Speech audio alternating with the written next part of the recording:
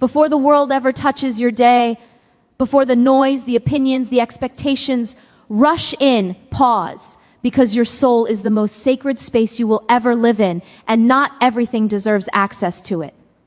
We are taught how to protect our phones, our money, our reputations, but no one teaches us how to protect our inner world. And yet, that is where everything begins.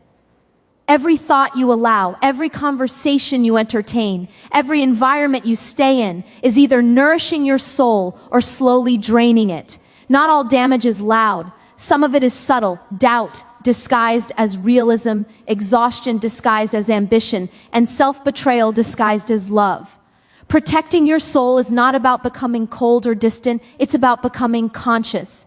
Today, this is your reminder. You are allowed to guard your peace, to choose silence over explanation, distance over disrespect, and alignment over approval. Because when your soul is protected, your energy is clean, your decisions are clear, and your life begins to move in the direction it was always meant to go. Here comes a moment in your life when you realize that not everything that feels familiar is safe, and not everything that is comfortable is aligned. Your soul has been quietly speaking to you long before your mind was ready to listen. It speaks in exhaustion that sleep cannot fix, in heaviness you feel for no obvious reason, in the subtle sense that something is off even when everything looks fine on the outside. This is not weakness, this is awareness awakening. Your soul absorbs everything you tolerate, and whether you are conscious of it or not, it is constantly learning from the environments you stay in, the people you give access to, and the thoughts you allow to repeat unchecked. Protection of the soul is not dramatic. It does not always look like walking away with confidence or cutting ties with clarity. Sometimes it looks like hesitation. Sometimes it looks like silence. Sometimes it looks like choosing not to explain yourself for the 100th time. We grow up believing that strength means endurance, that love means sacrifice, that loyalty means staying even when it costs us our inner peace. But the soul does not thrive in places where it must constantly justify its existence. It does not expand where it is misunderstood and then blamed for being misunderstood. Over time, the soul begins to shrink. Not because it is weak, but because it is tired of fighting to breathe. Every time you ignore your intuition, your soul learns that its voice is optional. Every time you override your boundaries to keep someone comfortable, your soul learns that its needs come second. Every time you stay in an environment that drains you and call it resilience, your soul learns that survival matters more than joy. These lessons accumulate quietly. They do not announce themselves. They show up later as numbness, as disconnection, as a version of you that no longer recognizes what you once loved. This is why protection matters. Not because the world is evil, but because the world is demanding, and your soul was not designed to be endlessly accessible. Your soul is porous. It absorbs tone, energy, and tension. It feels when you are forcing yourself to fit into places that were never meant to hold you. It knows when you are betraying yourself in small, socially acceptable ways. You may convince your mind that it is not that serious, that you are overthinking, that everyone goes through this, but your soul does not speak in logic. It speaks in sensation. It tightens. It withdraws. It becomes heavy. And when you ignore those signals long enough, the soul stops warning and starts protecting itself by shutting down. Protection is not about walls. Walls isolate, but protection filters. It is the difference between shutting the world out and choosing what gets to come in. Not every conversation deserves your vulnerability. Not every opinion deserves your attention. Not every person deserves front row access to your inner world. When you give too much access to people who do not handle it with care, your soul learns to associate openness with pain. Eventually, you stop opening not because you do not feel deeply, but because it feels unsafe to do so. There is a quiet power in discernment. The ability to sense when something is not aligned without needing proof. The courage to step back before damage becomes visible. We often wait for things to fall apart before we allow ourselves to leave, as if suffering must be justified with chaos. But the soul does not require explosions to know when it is being eroded. Subtle misalignments are still misalignments. Constant self-doubt is still harm. Feeling unseen is still a wound. Protection means you do not wait until you are broken to choose yourself. You do not need to explain why something drains you. You do not need to defend why you need space. The soul does not operate on consensus. It operates on truth. And truth is often quiet, internal, and deeply personal. When you start honoring that truth, you may feel guilt at first. Guilt for choosing rest. Guilt for choosing distance, guilt for no longer overextending yourself to maintain connections that only survive on your effort. That guilt is not a sign that you are doing something wrong. It is a sign that you are unlearning the belief that your worth is tied to how much you can endure. The soul remembers everything. It remembers the rooms where you dimmed your light to. Be accepted. It remembers the conversations where you swallowed your truth to keep the peace. It remembers the moments you abandoned yourself because you were afraid of being alone. Those memories do not disappear just because you move on physically. They live in your nervous system, in your patterns, in the way you brace yourself before speaking. Protecting your soul means acknowledging those memories without allowing them to dictate your future. There is a difference between being kind and being self-erasing. Kindness flows from abundance. Self-erasure comes from fear. When you are constantly choosing others over yourself, not out of love but out of anxiety, your soul feels the imbalance. It knows when giving is no longer generous but compulsory. It knows when empathy is being used against you. Protection is learning to recognize when compassion needs boundaries to remain healthy. Your soul thrives in authenticity. It expands when you are honest about what you feel, even if that honesty is uncomfortable. It breathes when you allow yourself to be fully present, rather than performing a version of yourself that feels more acceptable. But authenticity requires safety, and safety is not found everywhere. Protecting your soul means you stop demanding authenticity from yourself in spaces that punish it. You are not meant to be accessible to everyone. You are not meant to be understood by everyone. Some people will only ever meet the version of you that their behavior allows. This is not a failure on your part. It is a reflection of energetic boundaries. When you begin to protect your soul, you may notice people reacting. Some will accuse you of changing. Some will feel threatened by your distance. Some will try to pull you back into old dynamics by reminding you of who you used to be. What they are really responding to is the loss of access. Your soul does not need constant stimulation. It needs rhythm.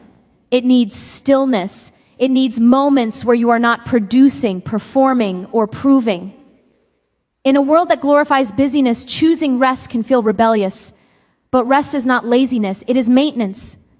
Without it, the soul becomes depleted, and a depleted soul cannot discern properly. It begins to accept crumbs where it once expected wholeness. When you protect your soul, you become more selective, not more judgmental.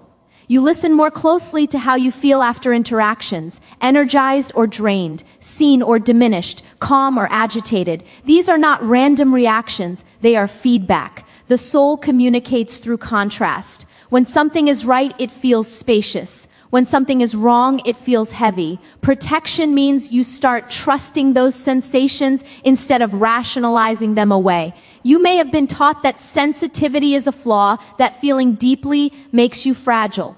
But sensitivity is information. It is awareness.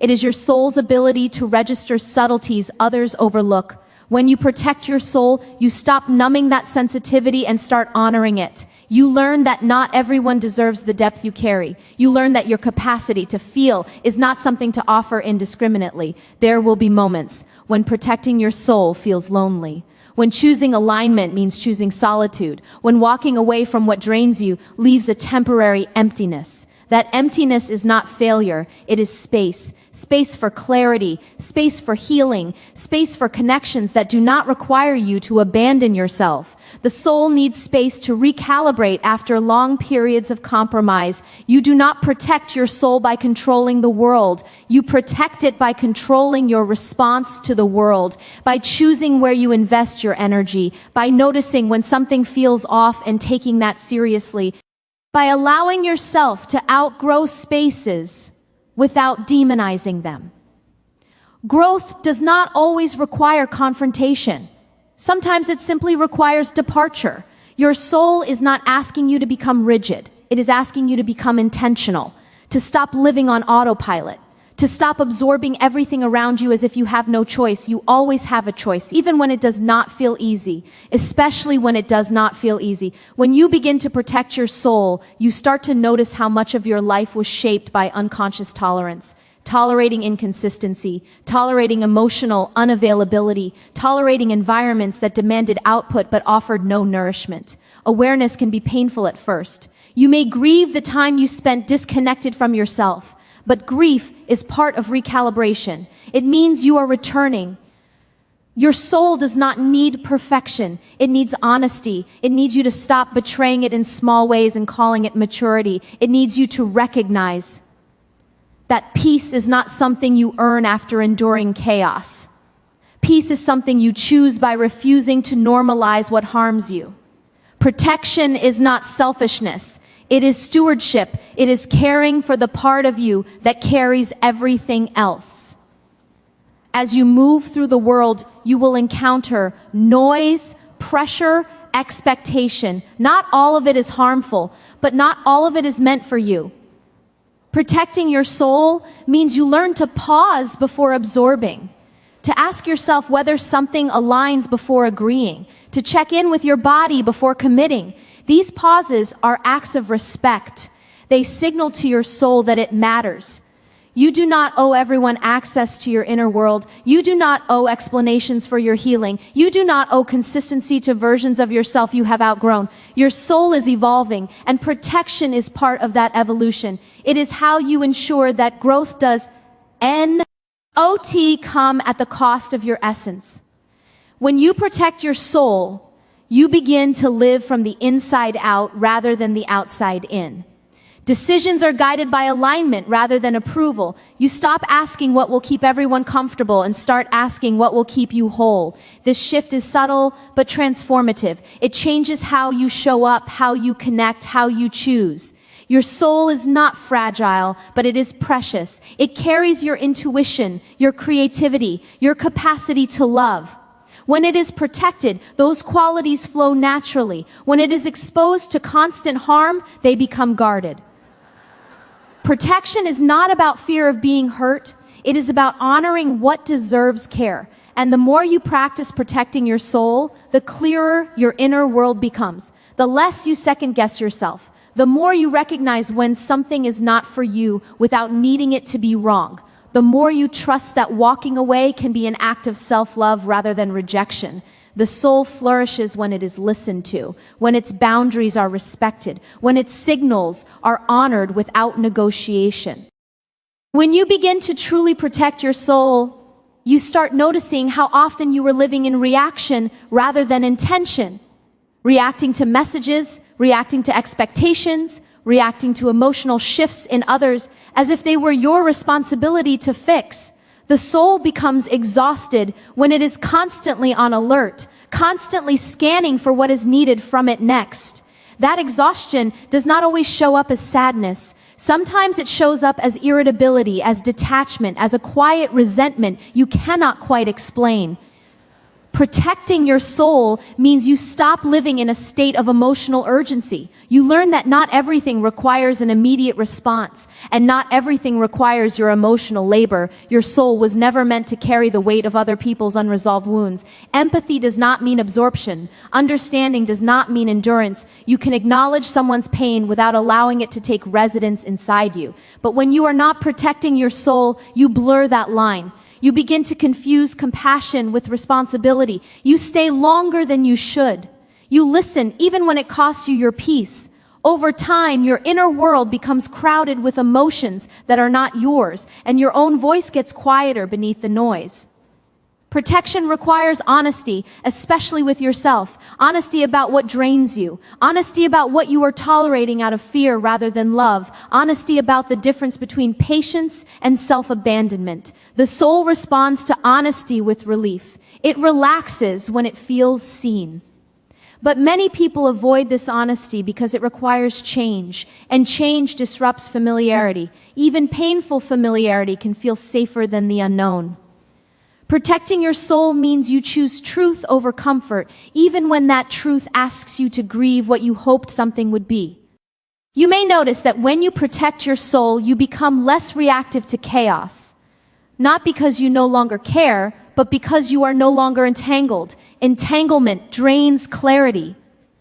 When your energy is scattered across too many emotional obligations, your soul cannot orient itself. It becomes disoriented, unsure of what it actually wants versus what it has been conditioned to prioritize. Protection brings focus. It allows your soul to gather itself back into wholeness. There is a subtle grief that comes with protecting your soul. Grief for the versions of you that survived without protection. Grief for the times you did not know you were allowed to say no. Grief for the relationships that only existed because you were overgiving. This grief is not something to rush through. It is part of the recalibration. Your soul needs to mourn before it can fully rest.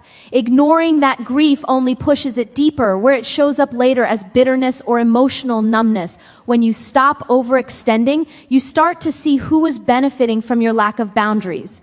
This realization can be uncomfortable. It can make you question your past choices, your discernment, your self-trust. But this awareness is not meant to shame you. It is meant to empower you. You did the best you could with the awareness you had at the time. Now you know more.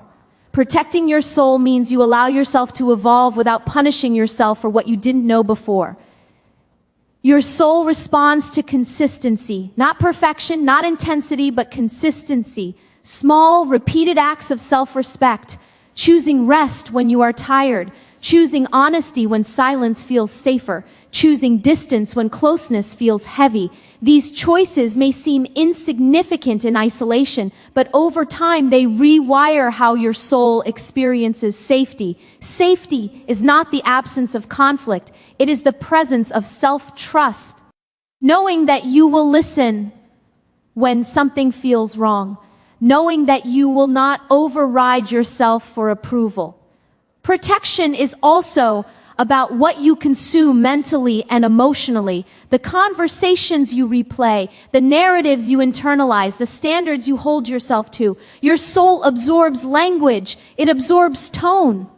When you constantly speak to yourself with criticism, your soul learns to associate existence with pressure. When you expose yourself to environments that thrive on comparison and scarcity, your soul contracts. Protecting your soul means you become intentional about what you allow to shape your inner dialogue.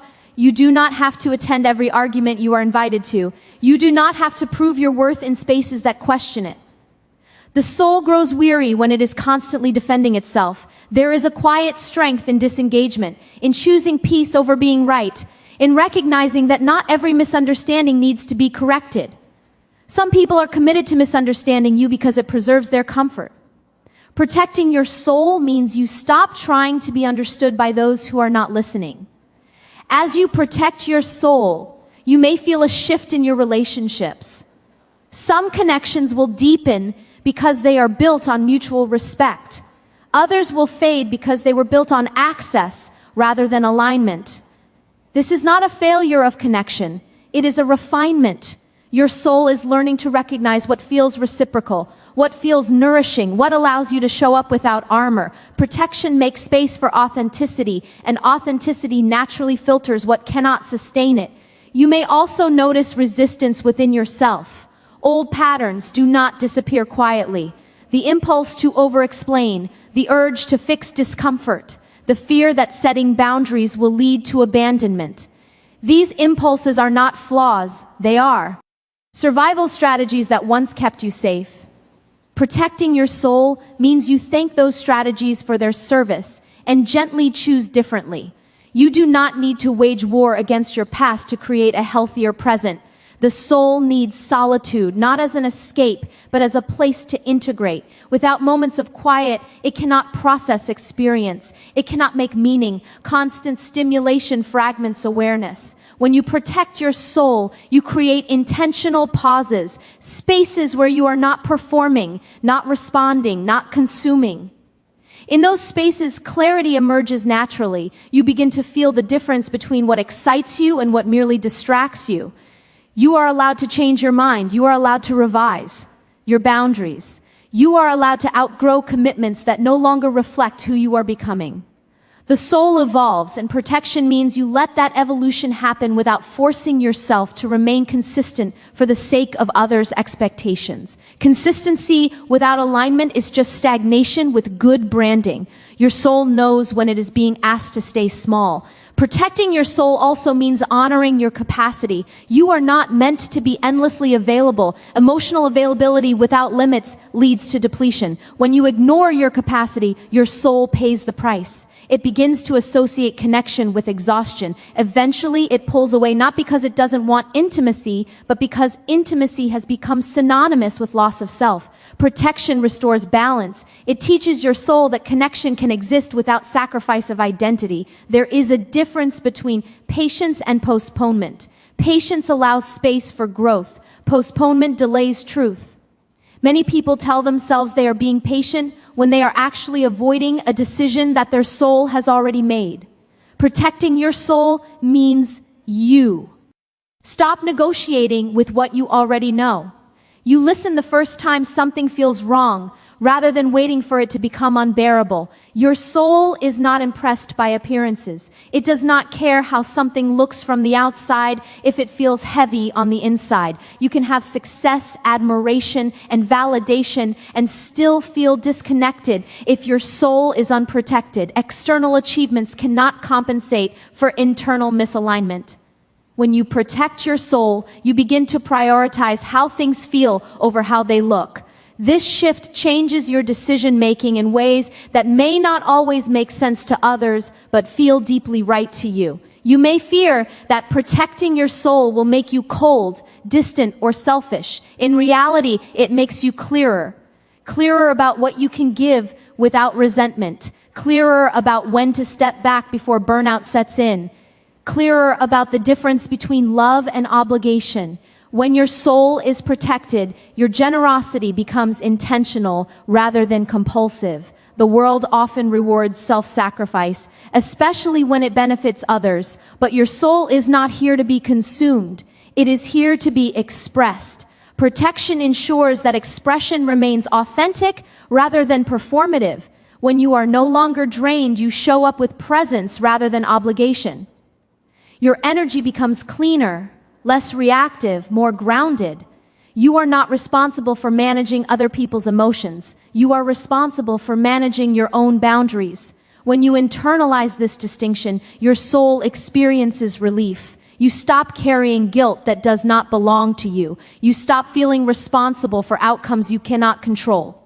Protection creates emotional sovereignty, a sense of inner authority that does not need permission.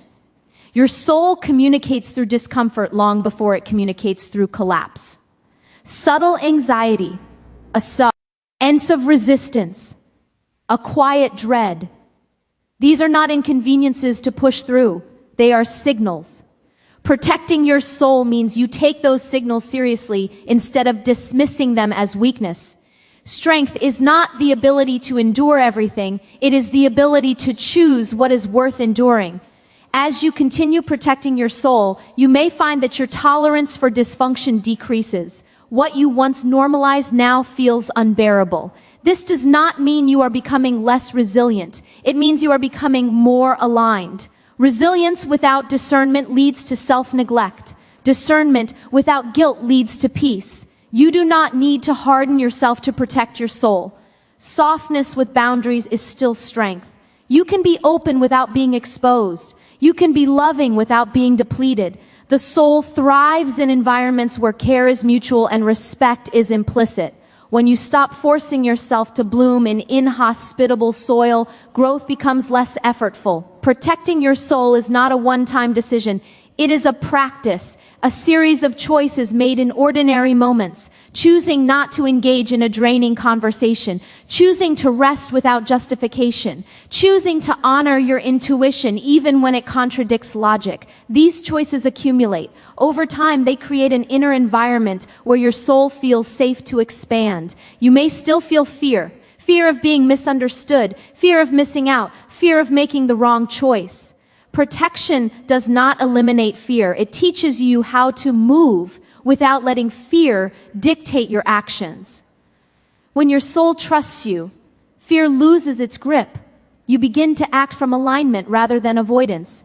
Your soul does not need you to be perfect. It needs you to be present, to notice when something feels misaligned and respond with care, to recognize that you are allowed to prioritize your inner world even when outer world disagrees. Protection is how you signal to yourself that you matter, not conditionally, not when it's convenient, but consistently, especially when it's difficult. And as this practice deepens, you start to feel a subtle but profound shift, a sense of steadiness, a quiet confidence that does not rely on validation. Your reactions soften, your choices become simpler, not easier, but clearer. The noise loses its authority, the urgency fades. What remains is a deeper connection to yourself, a growing trust in your inner compass, a feeling of coming home to a place within you that had been waiting patiently to be protected, to be listened to be chosen, even when choosing it required you to pause, to step back, to release what no longer felt safe for your becoming.